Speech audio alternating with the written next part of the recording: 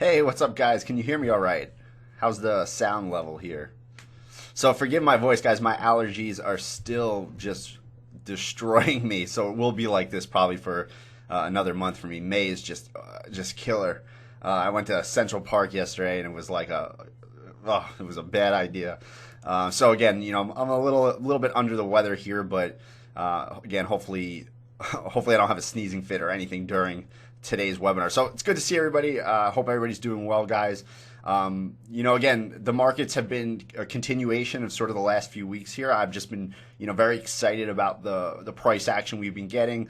I can say proudly, finally, I mean, I didn't think it would take this long, but of my live trades from the site are now over the double-digit mark with my pound New Zealand, just a little bit over 12% now. So again, hopefully, again, it's just sort of a confidence thing for you guys to watch.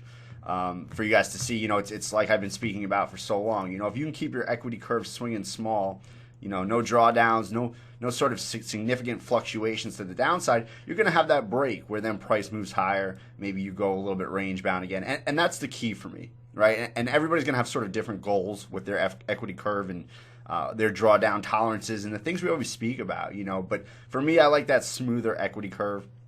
And, I haven't had any significant drawdowns this year. But, as we said, we were sort of in a holding pattern for a long time. So when the setups do come, we do want to take advantage of them and smartly so. So, again, I posted a couple of my closed ones from this week up on the blog site that were from, again, they're always from the forum or the blog or the webinar, wherever we're speaking about them. So be sure to check that out. I just posted actually a video today of this pound New Zealand trade that finally closed. Again, we had the initial one was a break even, and then we got back in on the pullback here, and I closed just above the highs here. But again, I think we should see a follow through to the gap close. But again, I'm not going to give up all that profit at this point. Price just sort of stalling a little bit there. So again, that's all I really wanted to speak about, guys. I really want to get to your questions. I'm going to start, and again, as always, I know a few of you, this is your first webinar, so welcome. There's not a lot of rules here, so if you have a question, post it. If I miss it, post it again. I will get to it. I don't care what the questions are about, beginner, advanced, general, whatever.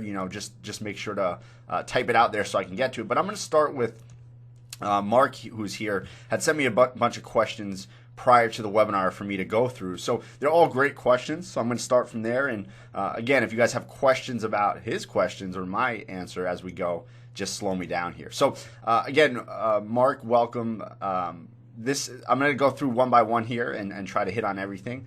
So again, Mark's first question is, when do you recommend the classical entry on a price action? Meaning, again, Mark, I assume you meaning taking the break of a bar. So for example, if we look at this bullish outside bar, I entered on a pullback. When do we say enter on a break of that bar? So Mark goes on to say, the dilemma for me is because I find that the breakout entry, meaning the break of the bar, is safer because several times price goes opposite without taking you in, meaning it just takes off, I guess what you're saying, Mark. But if a first trouble area is close, it is not convenient in terms of risk reward. So a kind of guideline about the way you approach the matter would be appreciated. So Mark, I understand that correctly. So this is, I had tweeted out yesterday. Again, I'm trying to be a little bit more social media aware these days about if I could go back, I guess it's like 14 years now at this point when I started trading, and understand one thing, it would be understanding risk and your risk reward. And again, I say it repeatedly, and those of you who know me, you're going to say, beating a dead horse here, but it's so critically important to understand this concept of risk reward. Now, my way is not the only way. It's just the way I teach, the way I trade, right? But this concept is dynamic. And Mark, this ties in directly to, looks like almost all your questions here are sort of going to flow from one to the other here. But let's say, for example, guys, you have, a bullish pin bar, right? You're going to look to either buy a break of, maybe play a pullback, enter on the close. So the entry should be directly, sorry guys, let me just mute my phone here. So the entry should be directly tied into the actual setup itself, right? So just because, say, a first trouble area is close and you go, okay, if I buy a break of this bar, here's that first trouble area, okay, my stop's down here, this is horrible risk reward, right? That's a very simplistic early on way that you guys are going to be viewing your trades. When the reality of how you should view any situation is dictated by the setup itself, right? So you don't just want to buy a break or buy a pullback because one gives you better risk reward or you're afraid to get your entry picked up. It should be directly tied into the setup itself, Mark, right? So for example, if we look at this setup here, right, and I'm just going to use it because it's up and we can pull up any setup. The major confluence of this setup here is at this price pivot zone, right? So again, hopefully you guys got to watch my video or follow my post. We have a massive price pivot zone, right? Price creating a bullish outside bar, closing above the trend line, above the price pivot zone. So buying a break here, although it's fine, it's not too far away from the retrace, is not really sort of the best place to enter. And I'm going to expand on that. So if we look at the retrace entry, which is down here, Mark, right? We can see that's the closest point of confluence, right? That's where this whole story of the trade comes together, right? So is there a chance that price can break and take off without you? Absolutely. So for example, that initially occurred and I took a break-even trade. So if you guys rewind to the first part of this trade, price had gapped up. I got in on the gap close. Price moved higher, didn't hit my take profit. I ended up getting stopped out for break-even. But the reality is, if initially, let's say for example, price never pulled back and my entry was sitting at a pullback, a lot of people would be upset because they would say, oh, my entry didn't get picked up, price took off, and you know, I missed the trade. But the reality is, Mark, every time we want to enter the closest to that confluence point. So an easier way to look at it would be, for example, let's say here's our support and resistance, right? So let's say we have resistance, price breaks through, turns to support, right? And then let's say we get a bearish outside bar, right? That closes like this, right? So what a lot of people do that I think is wrong, and again, it throws them into the dilemma and gives them issues with risk reward, right? So again, I don't always speak about risk reward directly, but it's everything I do as a result becomes a factor that plays into that risk reward. So what a lot of people do, Mark, will say, okay, I'm going to sell a break of this bearish outside bar. Here's my first trouble area, right? So they sell a break, price gets that first trouble area. It's not enough profit for them. Price starts to move back here and they get stopped out for a loss here, or price continues and they get stopped out for a loss there, right? So this is, in my opinion, again, I'm going to say incorrect in terms of if you have not made this part of your trading and tested it, and worked out all the kinks for it, you're going to run into issues because you're going to run into the whole thing of your losses are going to be bigger than your wins, right? Which is fine. Listen, if you have a high win rate, you can have that occasional big bar loss, right? That wipes out a lot of your little winners. I don't operate well like that, right? So for me, it's about finding that middle ground of how do I cut my losses and let my winners run, which will in turn give you a larger profit factor, right? Which is your profit factor is just your average win and your average loss, right? Divide the two, that's your profit factor. Same thing like thinking about your overall risk reward of your trade. So let's say we take the same situation, Mark, right? So here's our resistance once again, price breaks through, holds a support. Here's our bearish outside bar, closing down here, right? Well, if we think about, well, where's the best place to enter? Think about, well, what's the most pivotal thing on this chart? Too many people go, the most pivotal thing on my chart is my bearish outside bar. And your focus becomes your bearish outside bar. No, your bearish outside bar is just the new flow of the market. And it's just letting you understand what the market players are doing, right? They tried to push price higher. They ended up being able to push price lower underneath the major support and resistance area, which is sort of, always think of those flips as sort of the equilibrium area, right? I think of them as, that's sort of the agreement of price. That's why you get that flipping of price around that area. So that's sort of what the market believes is sort of the fair value of that price in a longer term, right? That's why you get that support and resistance. So isn't the logical thing, Mark, to really play a retrace to that support and resistance area, to have your sell around here, right? Because that's the most critical area. Now, that does two things for you.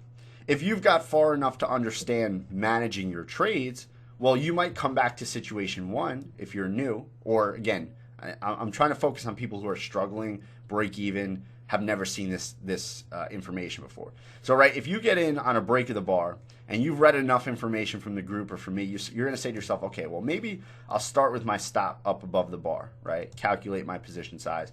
And if price gets too far above this price pivot zone, I'll cut out, right? So let me just redraw it real quickly here, just so we can get a little bit clearer information here. So, okay, so price breaks, right? Your stop's up here, right? What happens? Price starts drifting higher. You say, okay, well, I'm going to let it pull back to that support and resistance flip, right? I'm going to see if that area can hold. Okay, well, what happens? Maybe it bounces for a little bit, cruises higher. Finally, you say to yourself, all right, it's got too far, so I'm going to cut out over here, right? So now, Mark, what is your loss in this situation? And again, I'm just making sure you guys are with me here. So Mark, approximately how big is your loss here? So if the bar is 100% would be a full bar loss, how much percentage here would be this loss in this situation?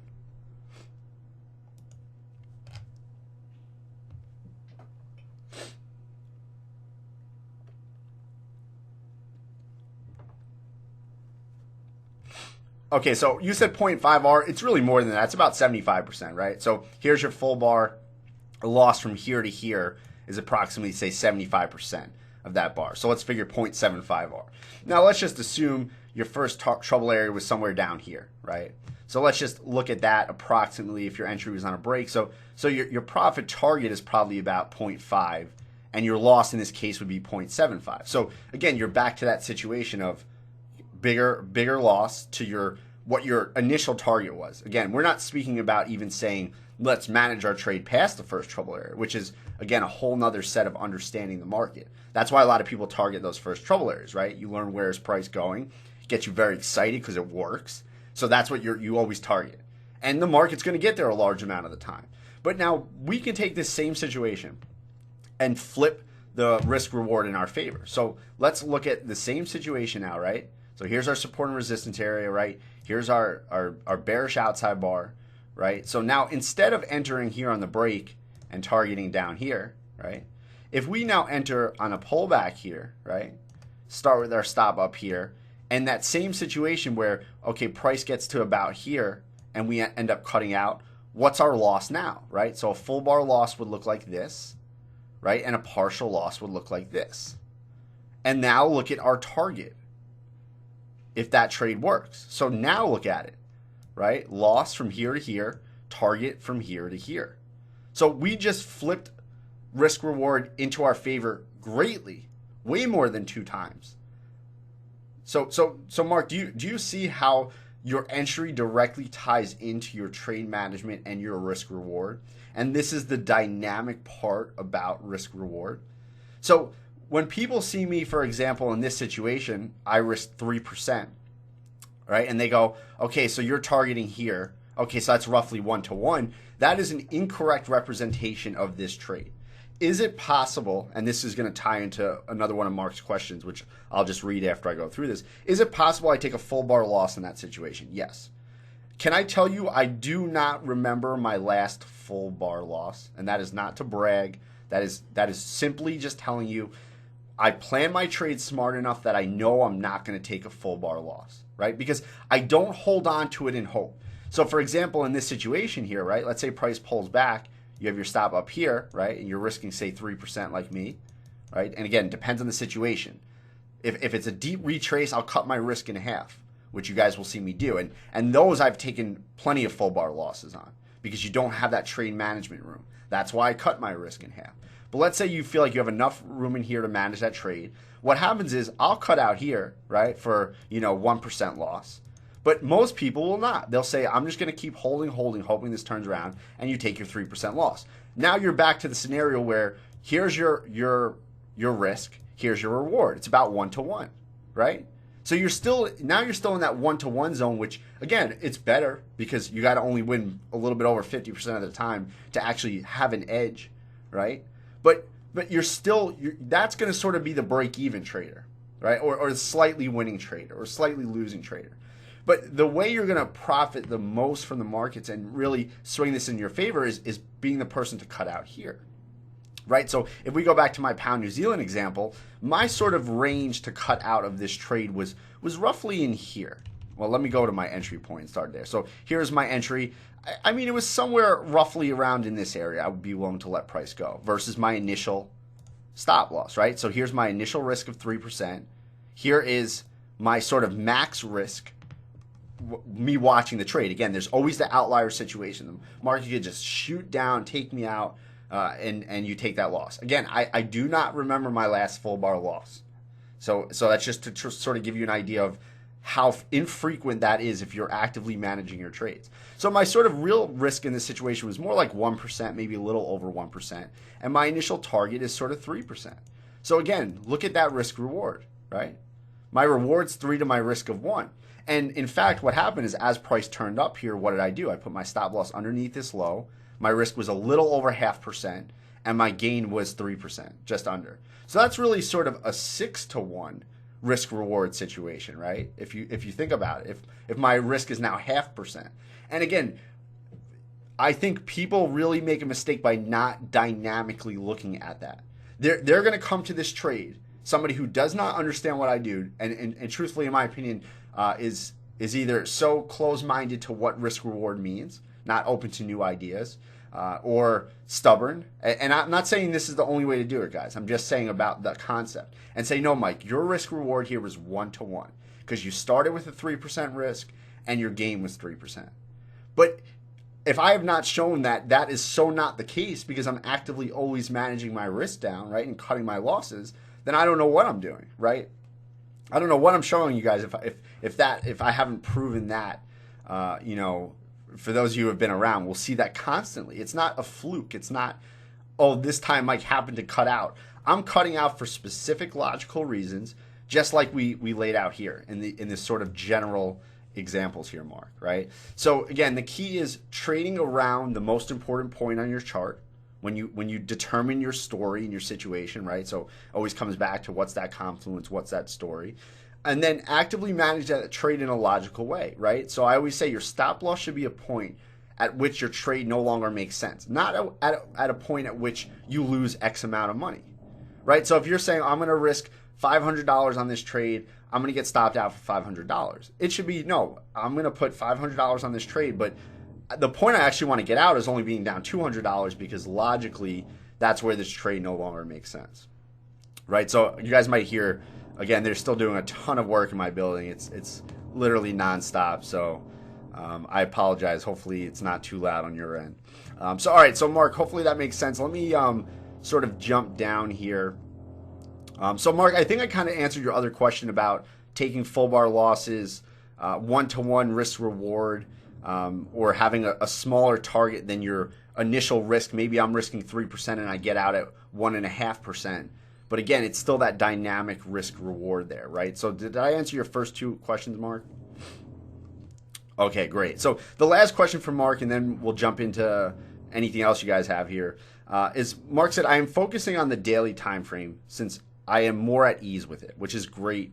Highly recommend daily, weekly for, again, most people who are just struggling or new. It's just a lot easier. I want to know if trading the daily, you sometimes refer to the weekly or monthly price pivot zones as levels, or you focus only on the levels and price pivot zones strictly related to the daily only. Furthermore, I also would like to know if trading the daily, sometimes you go down to the 4-hour or 1 hour for a kind of confirmation of the zones, the support and resistance levels, or I stick to the daily. So the easier thing to do is generally stick to the time frame you're viewing your charts on. So if you're trading a daily chart, find all your information on the daily, manage the trade on the daily, and go from there. But again, I will not say that's always the case. Sometimes you're going to want to pull the weekly in. Sometimes I might enter a daily trade and there might be something I check on the 4-hour. It's sort of more rare, but I wouldn't say it's a ridiculous thing to do. But again, you don't need to get carried away with it, Mark. Generally speaking, 90% of your information should be able to come from the same time frame you're trading off of. Like look at the pound New Zealand here. There's no need to go anywhere else but the weekly chart. I didn't have a need to drop down to the daily, the 4-hour. I don't need to check out. Everything's here for me. And, as long as I've been trading now, the one thing I've learned is that everything has its own ebb and flow, right? So there might be something going on the 5-minute that it's the own ebb and flow to that time frame, the daily, the 4 hour, the weekly. But again, I will sometimes check. So if I'm looking at this trade, I might jump and say, oh, what's the monthly chart look like? Just make sure I have any glaring pieces of information that maybe are not jumping out to me on that weekly time frame, or again, whatever time frame I'm trading off. But again, stick to that same time frame. There's no need to drive yourself crazy. A lot of people will go, okay, here's a daily pin bar. I'm going to drop to an hourly chart to define my support and resistance. I'm going to drop to a 15-minute chart to look for another pin bar in the same direction. I've been there. I've done that. Good luck. And I don't say that because it can't be done, but I can say if you're a struggling trader, that will make your life hell. Because you now have to analyze 3 time frames or reanalyze what the 15-minute chart really is doing in relationship to the 15-minute chart. So if you can't get that right on one time frame, bringing in multiple time frames where you now need to assess more information in a quicker amount of time is very difficult to do, right? So my advice to those of people who are trying to do that and struggling is simplify the process. If you can work back towards that process and it works for you, great. But from my experience in the emails and posts and million webinars I've done speaking with people, most people struggle doing that. And it's sort of the most attractive thing, right? Everybody wants to get in with the tightest stop, risk the most to make the most. And, we all going to do what we want with trading. I'm up a little over 12% here. And some people are going, what? I want to be making that weekly. And, my thing would be, okay, just make sure your expectations are realistic and you understand drawdown and, you have a grasp on trading reality. And if that's still what you want to go for, great. And, you'll jump down to the 5-minute looking for that really tight stop and risk your 3% on a 30 pip stop. And, most people will destroy their accounts that way. And it's just not a long-term realistic thing. So again, just sort of be aware of those things. But in general, the simpler you keep it, it's just a lot easier. All right. So Mark, does that answer your 3 questions? Did I pretty much get them? Okay, great. So I'm going to jump up to Kyle's question on the Euro USD, which a lot of people were asking me about. And then we'll hop back down here. I see a few of you got questions as well too. So one of the questions I got this week, I got 2 main questions this week: the Euro USD and the USD, the peso here, right? So a lot of people wanted to play or were looking at or asking me about the peso pin bar from Friday. And a lot of people asked me about the euro pin bar. For me, they're very similar in terms of there's confusion there for me. And again, if I don't find it a situation clear and easy to understand, again, and that's just my viewpoint of that situation, I'm just going to pass because, Mark says things like, okay, I take too many full bar losses. That's where I've gotten good with my trading, is that I think if you get into situations you don't fully feel comfortable with, we're more likely to make those mistakes or hang on to the trade too long because we're having trouble assessing the situation and saying, okay, this is what I want, and the market starts to do something a little bit that you don't understand, but you don't really understand your situation, so you hang in there. So when I look at the Euro USD or the peso, they both sort of give me that uneasiness, right? It doesn't mean that I don't think price can't move the way the pin bar is indicating, or it won't. But again, it's about what I'm going to be comfortable with as a trader here. So looking at the Euro USD, again, we see a pin bar, right? Swing high, looks like it's off this resistance. Okay, price should move down into here. Makes sense, right? It's logical. But now I'm thinking back to what we first started out with, which is my risk and how I'm going to manage this trade. So for example, if I'm going to play this trade, say right now on the close, right? And I'm going to risk 3%. Well, what do you guys think starts to jump out at me as a potential issue? And again, I'm thinking about risk, right? I'm thinking about what might happen to the money and what I might have to deal with, right? And I think if you shift your thinking to the risk versus what is potential there, right? So Aurora's saying you're trading back into a box, and that's correct, right? There's not a whole lot of room, but it actually doesn't have to do with that. Right? Because I don't mind the idea of, okay, trading back down into here. Right? That's fine. Okay, so Andrew said the bar is too small. So Yeah, again, I'd say the bar is too small in terms of, my I generally like a bigger bar than that, but actually even the bar size doesn't really bother me too much. Okay, so Wake said you don't know if the support is behind you or not, right? And CJ said no flexibility. So if we look at, for example, this support area here, what's the difference between this support area and this resistance area? Right? I'm just trying to get you guys to think a few different ways to make it click, right? So what's the difference? Right? So Mark said one is a zone. Kyle said big zone. One is clear, right? So I think we could all agree, right? There's only one way you're going to draw that support area, right? Perfect, right? It's perfect support. Versus this resistance area is rather large. So when I see a resistance area that's rather large and, not well respected, right? I start to get uneasy because first of all, I could say, well, maybe we're above this resistance and this is just support turning into support. Right? Maybe this is not really part of that resistance zone, or this isn't. And it's really where these clustering of bar highs and closes and opens are.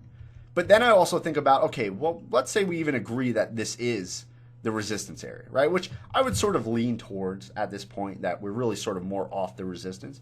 But I have to, again, think about my risk, right? So if I'm going to start with my stop up here, isn't it entirely possible that this trade could pull all the way back up to this high or this high? Or these highs and be somewhere over here, right? It's entirely possible before dropping down. Well, a few things are going to worry me about that. First of all, how am I going to manage my risk, right? So again, one thing you could do in a situation like this where you don't feel like you have the ability to really cut your loss, like the pound New Zealand, for example, is I'll cut my risk in half, for example, and say, okay, I'm not going to have as much flexibility with it. I still like the trade. I just know I have to give it room to work. So that's one thing that already starts to bother me here. That starts to get me a little bit nervous here. And second of all is, well, where do we enter, right? Should we enter at the left eye in these bar highs? That's pretty close to the close here, right? So, right there I start to question it again. So for me, it's not that I disagree that this pin bar won't get us to here. It's just sort of how it's going to get there, right? So I've say that week after week. I have my sayings. It's not where price goes, it's how price gets there. So this for me just becomes sort of a more complicated trade, just like the peso, right? So a lot of people were looking at the peso saying, Mike, okay, here's your support and resistance flip, right? Here's your pin bar. Let's trade it to here. And when I start to evaluate the situation, I start to feel very uncomfortable with it, right? Because, okay, yes, we have a support and resistance flip, but where do I enter here? Is it right at this bar high? Is it right on the close? Isn't it true that price might want to pull all the way back to these bar lows, which is way up high on the pin bar? Right? So all of a sudden I'm left feeling, well, if then price gets all the way up there, isn't it true that we're probably above this recent resistance? And now all of a sudden I can't create a very clear trade plan that I'm going to feel comfortable with, And it's not to say that this couldn't have easily came down and hit here, right? It's really not about that. It's about my comfort. If I'm going to be comfortable, and I feel like something's going to make sense from start to finish. So for me, again, this was a pass. I look at the Euro USD; it's a pass. They're not even horrible trades, right? I'm just really constantly fixated on that managing my risk, feeling comfortable in the trade, feeling like I very much understand the exact story that I'm looking at, and that way, if that story doesn't pan out, which again, I've clearly showed you guys this year, I've taken many losses, but I know how to jump out of it. I know how to, again, come back to managing my risk, which, again, Mark, ties directly into everything you're asking. None of these things are independent of another, right? Every piece that you, in my opinion, bring together when you create a trade plan, they're all interconnected. You can't just say I'm good at entries, but I'm bad at exits. And when somebody tells me that, again, I used to think the same thing. I used to think, man, I'm really good at picking my entries, and I'm just not good at managing my trades. If I learned how to manage my trades, that's where my issue is. And I will tell you what I realize now is that they're both connected. One does not come without the other. And if you can start to shift your thought process to think in that way, which kind of seems a little bit weird probably, because you think of it like, okay, I just need to learn how to enter. That's a good pin bar. Let me trade it. Now I just need to figure out how to exit. But I think of it as the exit ties directly into how you enter. The entry ties directly into how you're going to manage that trade, which ties directly into how you're going to manage your risk on that trade, decide what your position size is going to be on that trade. So it actually becomes easier, in my opinion, when you think that way, because all the pieces have to flow from one to the other, and then you're just sort of executing. You know, you sort of just become somebody who's clicking a button with logic versus, you know, tying emotions to things, because you're saying, well, this is what the market needs to do for this story to make sense from start to finish.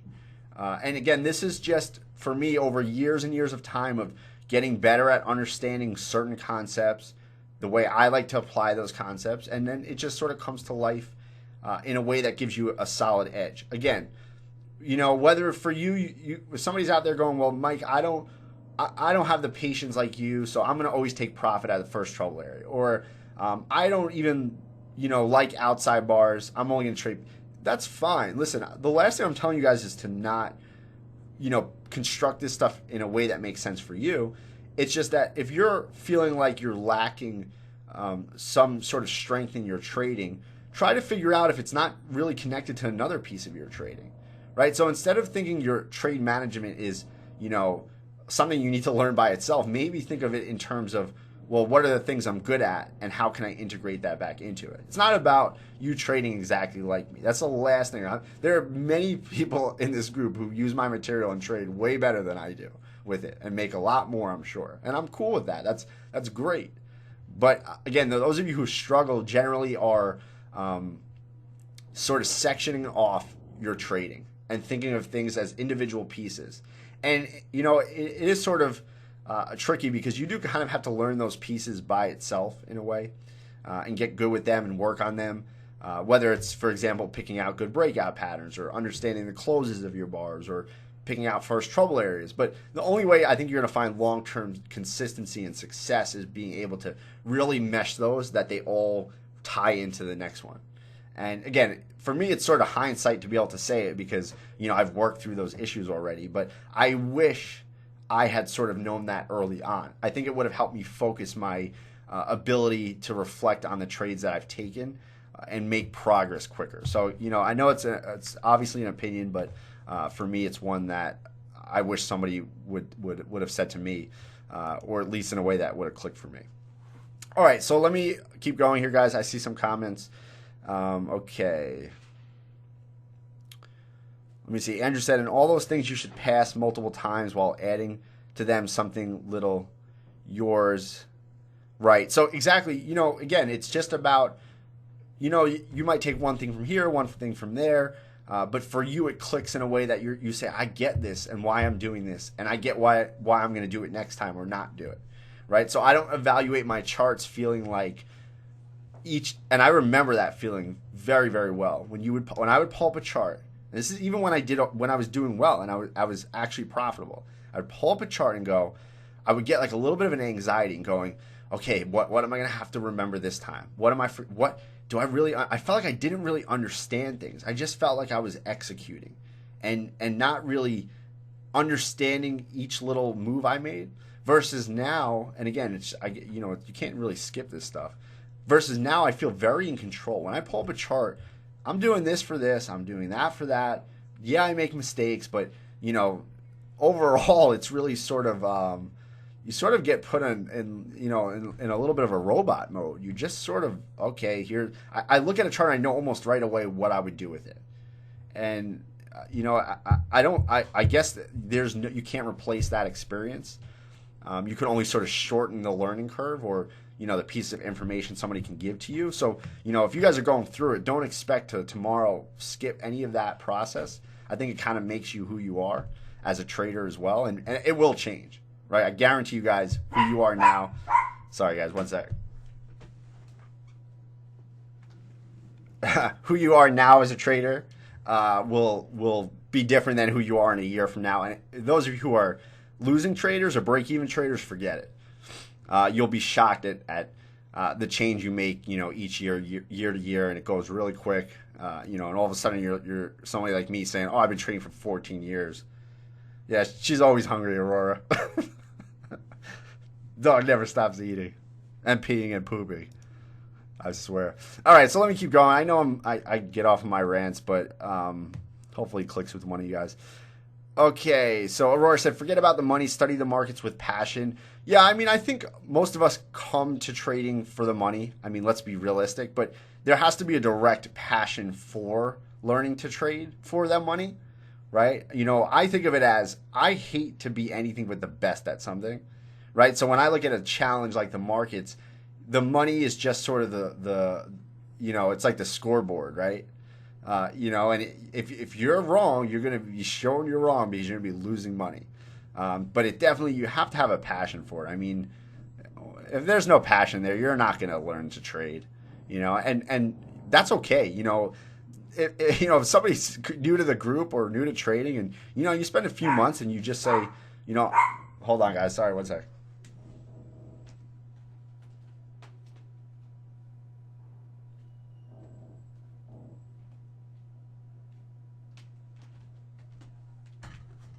This is what she does. My girlfriend leaves, and this is what she bothers me. So, you know, again, guys, as I was saying, though, if, you know, you're trading for 2-3 months or even a year, but you don't feel passionate about it, there's nothing wrong with saying, I'm going to go find something else to do. Because you're going to spend a lot of hours being pretty darn miserable, if not. You know, so the only thing that's going to carry you through those hard times is that passion. So, you know, I always tell people, and if I get an email like that saying, anything about that type of feeling with trading, I would just say, you know, it's okay to move on too. You know, everybody doesn't have to be a trader or spend your time learning to trade. All right, so what other questions, guys? Is that all the questions so far in terms of trading? I feel like I missed another chart somebody posted. Okay, X's chart here said, hi Mike, just wanted to ask about an outside bar on the USD Canadian weekly chart. So let's pull up the USD Canadian. I have to admit, I haven't really sort of searched for a whole lot early this week here. So I'm going to be kind of coming out fresh with anything I'm looking at here. Okay, so here's this week's Canadian weekly outside bar, right? So again, this is a perfect example of if you're new to the group or the material, you know, you're just learning outside bars or pin bars, you're coming to this chart going, oh yeah, look at this big outside bar, let me get in, and this thing's going to take off. But again, we want to dissect this chart, right? So what do you think, and you know, X, I'd like you to answer first. I believe it's Azat. I forget how to pronounce your name, but I like to use the handles in here. So X, what do you think are some of the things that are going to jump out here that we need to be very careful about? Right? So here's a perfect example, right? This market opens, you enter on the break, and now price starts pulling down. And you go, well, what do I do?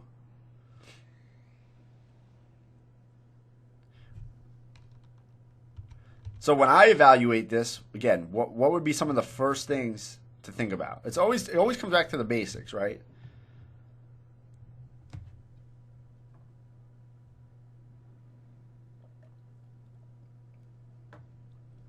Right. So X, you said it. So it tells me, I think you know. So X said it's just under the price pivot zone, right? So we might say this, right? Here's resistance, turns to support, turns to support. So if we look at that, if you can even do it like that, right? Well, all of a sudden our zone becomes like this.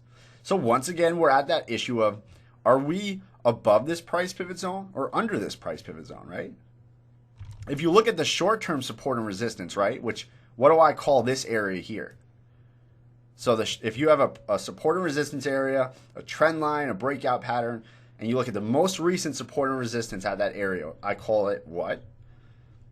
You know, I have my same key phrases, but it's critical for me. Right, Damien said, I call it localization, right?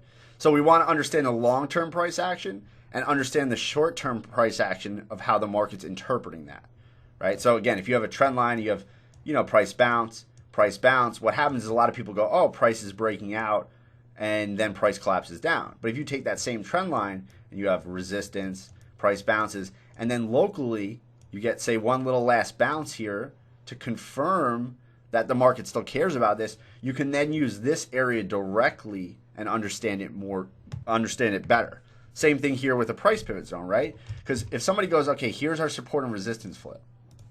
Resistance, support, support, prices above it.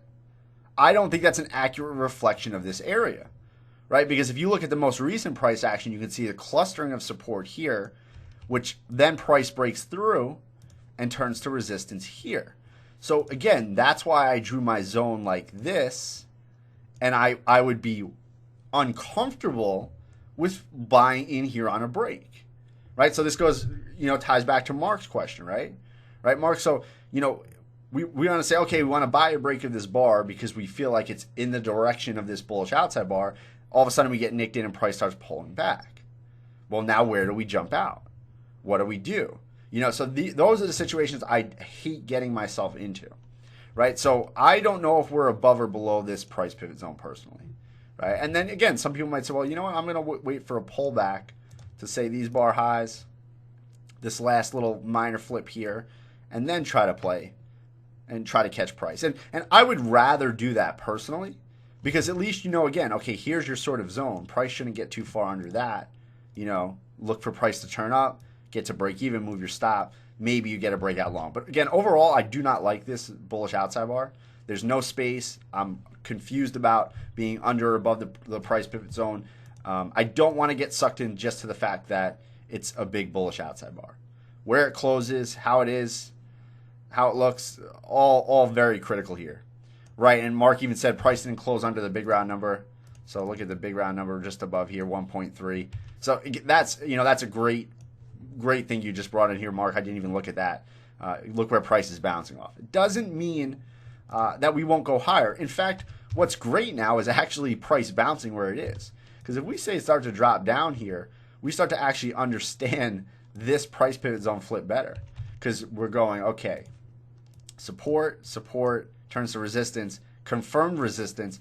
Actually, now when price gets above and closes above this area, that's a much stronger sign that we're going to work higher.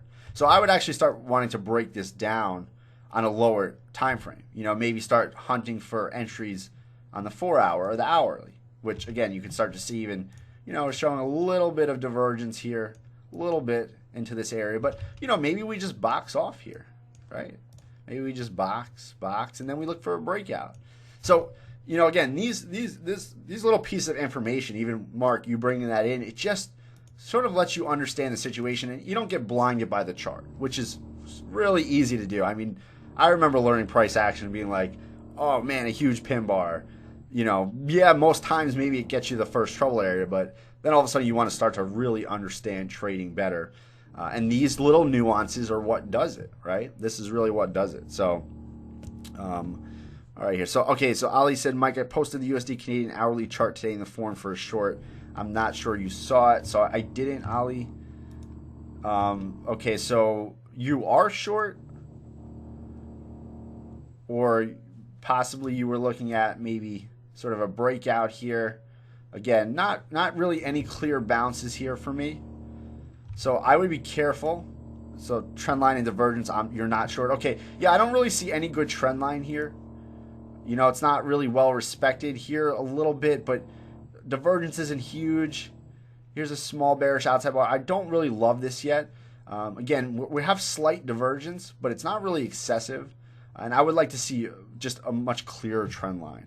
All right, so you're watching for price action. Yeah, I would just be watching really, again, I'd just be watching the big round number up in here. So I wouldn't stick any trend line in yet. I would just see how price reacts. Again, the ideal situation would be an exhaustion of this area like that, right?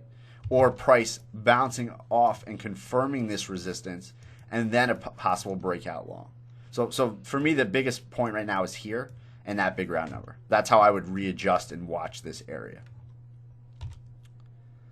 Okay, so let me go to Wake's question. So Wake said Australia, New Zealand, 4 hours. So let me pull that up. I believe, Wake, this is what you asked in the form, which looks like it took off. So hopefully you did catch it. So Wake said, can you explain why you wouldn't pay attention to the 4-hour trend line? Is it because it didn't start with a swing high or low? So what Wake had originally drawn, which worked out fantastic, was, Mike, I'm looking to play a pullback of this support and resistance flip, support, resistance, bullish outside bar, and buy in here, looking to play a break of, and I believe, Wake, you sort of had your trend line drawn like this here, right? And my response to him was, I don't like your trend line, but I love this price pivot zone area. I think that's an ideal place to buy. Again, price broke out. Wake, did you catch this one? Because if you did, that's a monster. That's awesome. So Wake, congrats on that trade. Very nice. Now, the reason I told Wake I did not like that trend line, but I like this area. So first of all, I love this support and resistance flip because I love this clustering of bar highs, right? Price tries one last fake out down, support resistance, but look at all these bar highs. So I love that. Now, if we look at this trend line, the reason I didn't like it, Wake, is to me it's off, right? So if we go down and adjust it, right, and I like to use the highs and lows, I'd have it something like this, right? So you have resistance, resistance, nothing happening here, right? So I just don't feel like this trend line pulls in any relevant information to your trade. So instead, I would delete this trend line and say, okay, momentum is fading to the downside, right? Every time price makes a new low, shoots up, new low, shoots up, new low, shoots up. There's your 4-hour bullish outside bar. Here's your clustering, your box that price closed over. I don't think you need that trend line. I think you can say, here's where I want to buy. You know, okay, where's my first trouble area? Maybe you say it's here, you know, or you use the boxing and you say up into this area, right? So I just don't think you need that trend line to understand this trade. And if anything, if you put that trend line on and you notice that it's a little bit off, it actually might keep you out of this trade. You might say, oh, look we just missed it, so I don't want to be in this trade, and then you decide not to put your entry and this thing takes off. So I just think that you don't need that trend line there, right? If it had another bounce in here, it would have been great, but I just don't think it's relevant in that situation. I think you spotted the most important points here, which is going to be your divergence, and it's going to be this strong price pivot zone area, right? And then, of course, entering at the appropriate place, which would be on that pullback, which, again, you seem to nail it either way, but I'm just very picky with those trend lines. Right, so Matt said some of us went with the divergence and the 25 EMA break, so that's great. Again, you guys know I don't use moving averages, but you know, any way you guys want to bring confluence that works is you know, absolutely go for it. It's definitely worth checking out where your comfort is here. So again, Wake, that's a fantastic trade. Okay, so Mark said, what do you mark as a first target on such a trade? So again, because there's no trend line here, again, I'm going to be looking at the boxing of price, which is sort of like this. Here's sort of a rougher zone here. But this sort of massive drop off here would be the first trouble area to me. So if you're entering on a pullback here, the way I would be viewing this trade is once price starts to pull and break the high of this bullish outside bar, I would move my stop underneath the low, reducing majority of your risk, and I would probably look to target into this area here, into this zone, right? So even targeting to here would be fine to me. I don't think this is one I would ever be able to hold for, say, a larger trade. I just think it plays better to, okay, take some profit, beautiful trade, and move on. You know, that's how I would view it in this situation. I think if we had more information, like a cleaner trend line, right, or cleaner price pivot zone, I'd be more comfortable holding it. But in a case like that, that's how I would sort of view targets and trouble areas in that situation. But again, the key is going to come back to the first thing we spoke about, right? Entering at the right place, getting your risk down to a level that it's not going to kill you if you do look for a runner, right? Because that's just some of the decisions you have to make too, right? There are times when I look for a runner, it doesn't happen, I take a small loss, right? And okay, I should have got out of the first trouble area. It did reverse there, it got out for a small loss, got out for a break even. The times you're gonna kill yourself is when you just don't manage that risk and you say, I'm just gonna hang on to this thing, hoping it turns around, and I promise if it gets back to break even, I'll jump out. I promise if it gets me into a little bit of profit, I'll get out. And you sit there and you sweat and you don't sleep, and it stops you out and you're miserable, right? That is you just don't want to be in that mindset. You know, there's always going to be sort of a little bit of a, okay, I think this one has legs. I think this one should run. And I do that all the time, right? I'll come up with my assessment and say, you know what, I think this one, you know, for example, in this situation, maybe I would have said, okay, I think we have a chance to get up to here. I'm going to try to work it up to that area. Okay, at this point, I'll go to break even, see if I can catch a runner. Okay, it comes back, stops me out for break even. And then you reevaluate and say, oh, you know what? I probably should have got out around here. Should have got out around here. That's fine. That's going to happen. There's no way around that. There's no perfect situation. I certainly I don't go, oh, if price moves X amount of pips, I'm happy with that. I don't think of anything about pips. Everything to me is risk. It's equity curve. It's fluctuations in equity curve. It's percentages. That's how I think. And I think when you do that, I don't know. For me, it definitely changes the way I view any one situation personally.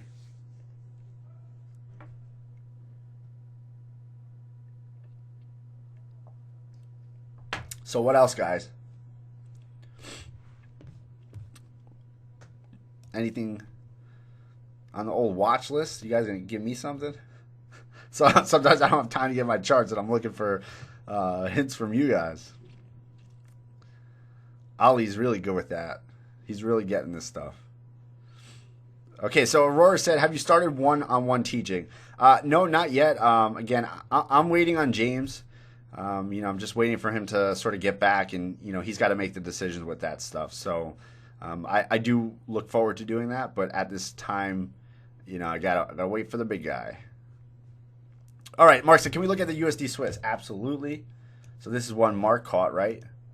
So it looks like just coming up on your take profit, huh? So last week, if you guys came to my webinar, I was just not into any of the USD pairs. I just thought they were in weird spots, did not like them. I was proven wrong on all of them. I even took a 1% loss on the USD HUF. So again, clearly I was wrong, and that's just part of trading. So I know Mark caught this pin bar, and a lot of you did. Again, I'm glad you guys didn't stick to my analysis. So Wake, if you watched last week's webinar, I go off on all the reasons I did not like the USD pairs. I thought they were all at very iffy situations. I thought the USD Swiss looked the best, but because of everything else, the way everything else was sort of looking correlated weird to me, I was just very cautious against it, and in fact was looking for some reversals. Again, I was wrong. I did lose 1%. So Mark said, do you think this pin bar was worth it? So yeah, I think it's worth it if you were comfortable with it. Again, what I said in last week's webinar is this is the same situation, right? If you're going to enter this pin bar, you want to enter on the close around this previous swing area. You want to be very careful about your first trouble area here and go from there, right? So get your risk up, maybe get to break even at this point. This thing takes off. Now it's all gravy sort of, right? It's how far do you want to get it? I would have been out if you would have said, Mike, I got you into this trade. Now we're around here and we're up here. I would have taken profit here. It's just a choppy market. I know Mark's targeting a little bit higher. He locked in some profit under here. Next thing to do is lock in profit under this low, right? And, maybe you just even decide to close out here if that's your target. It's getting later in the day. Probably going to see a bounce here. Or, again, maybe you get the next leg up, right? Maybe you get the next leg up. And you never know when it's going to happen. Even a choppy market like this, you never know when that big move is going to happen. But the key is not to make the assumption every trade is going to be a crazy runner and give up all this profit, right? Find the balance between managing your losses, right, and taking your wins. Same thing, right? Let's say I was right last week. And let's say price nicked up here, which is where I thought we would get to, and then possibly reverse down. The trader who's going to get killed is the one who buys a break of this bar, stop loss under here, puts their target up here, and then watches this thing come up to here and turn all the way down. Makes no sense. I cannot think of any rational reason to do that unless you've tested the heck out of your trading and said, that's just how I trade, right? I set my trade, I forget it. That's fine. But most people have not done that testing, so I know I can say this more of a blanketed statement. That person is going to get killed. You're not going to make progress that way, guys. You're going to get stuck in this vicious cycle. A year is going to go by. You're going to wish you did something different. Another year is going to go by, and you got to take control of your trading, and it starts with just taking control of each individual trade and just, again, fixate on that risk. Think about that. How can I cut my loss here? That makes sense. So again, I don't have anything against the trade. I just was not feeling the overall USD strength sentiment last week. It just felt off to me. And again, like I said early on, just like the Euro USD weekly pin bar or the USD the peso pin bar, they don't feel right to me, so I can't get involved with it. You know, the markets will often go without me, and that's fine. I just only want to get my money involved when I feel comfortable with it. And again, that comfort comes, as we've said, how you can manage that, you know, and the whole how the trade's going to work out. So, Mark, it's a fantastic trade. I watched how you managed it. You had your loss small, then you locked in profit. I think it's very logical, and there's nothing for you to doubt about that analysis. Do not doubt your analysis, because I decided to pass on the pin bar. That for me is such a small part of it, right?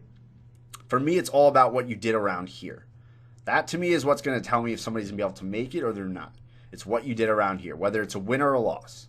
Same thing goes with any of my trades, whether they're a win or a loss. It's did I do the right things around the appropriate areas so that that one trade is not defining me, or I have to now spend the rest of the month trying to make up for it, or the market goes into a lull and you're fighting like we have been, many of us have been since February, waiting for the markets to break. You know, what if I put myself in a 20% drawdown earlier this year because the markets were erratic?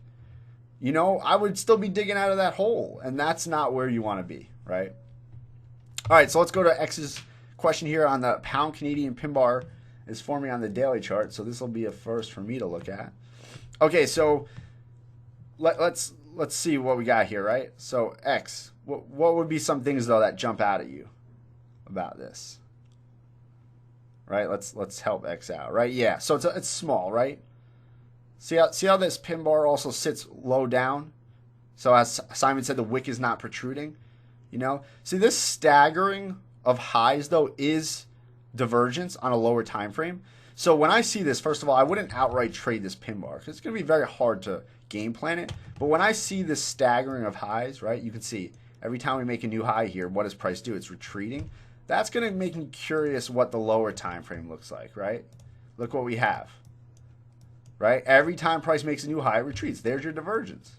Right? So we could spot divergence on a 30-minute hourly time frame on a daily time frame. You don't need to be on the same time frame to even see it, right? So let's pull up our MACD.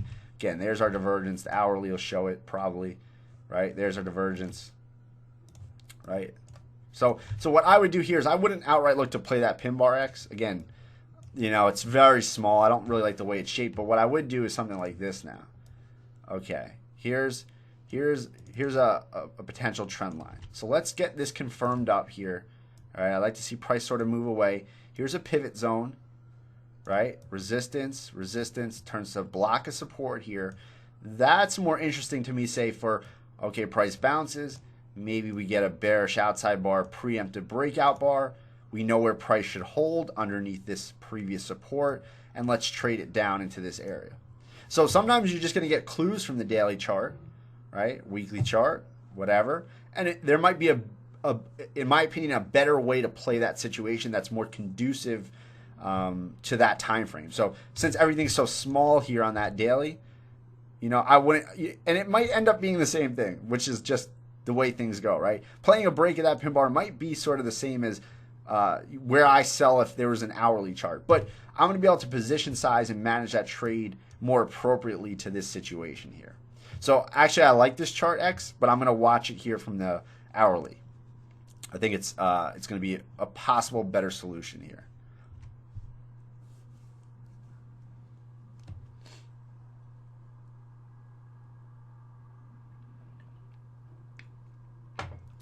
Anything else here, guys, before we wrap up? Make sure we get everybody.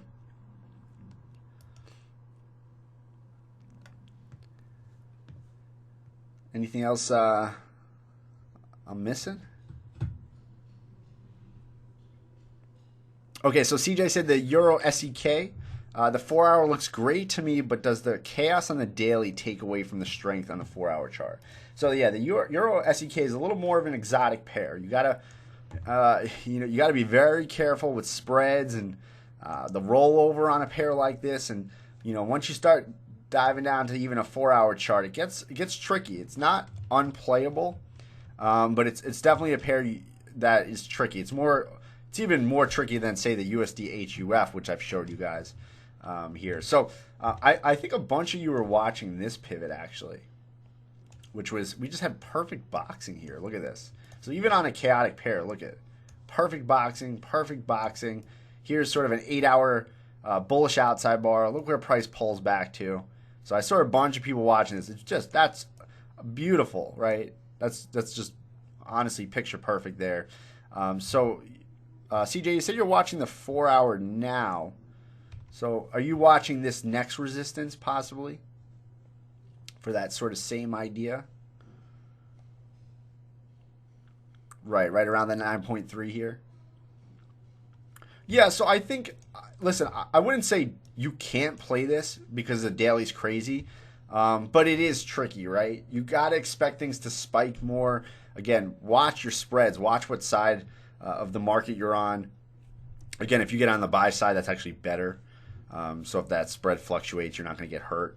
But it is a little bit tricky here. Again, I sort of would be a casual watcher here, but it is a very good price pivot zone. So, if you get clear as day price action, we get a big old 4-hour bullish outside bar, and you want to buy in here, I mean, I'm not going to doubt you for that. Where's price going? It'll get up here. So I don't think there's anything wrong with it, CJ. Even those crazier markets, I think there is still rhyme and reason to them. They're just, they have their curveballs they'll throw at you. So a lot of people like to stay away from them. I would say the Euro SEK is more to the extreme of the exotic pairs that are still playable. And there's a whole bunch in between that a lot of people avoid, but are, very much playable. They just seem more exotic. So, just be cautious there, CJ, but I see nothing wrong with that area at all. All right, guys. On that note here, I think we're gonna wrap up today's here. So again, apologies about my voice here. Just these allergies. At least I didn't have a sneeze attack during this one, guys. But appreciate you guys coming as always, and it's always a blast for me. And remember, guys, you have questions, please post them on the forums. Email me. It's the only way anything's gonna get answered is if you guys. Be sure to stick your neck out there and ask for help here. And it's not just me. There's just a lot of people here that are willing to help, that know just as much and more than me. So have a great week, guys, and we'll catch you guys next week.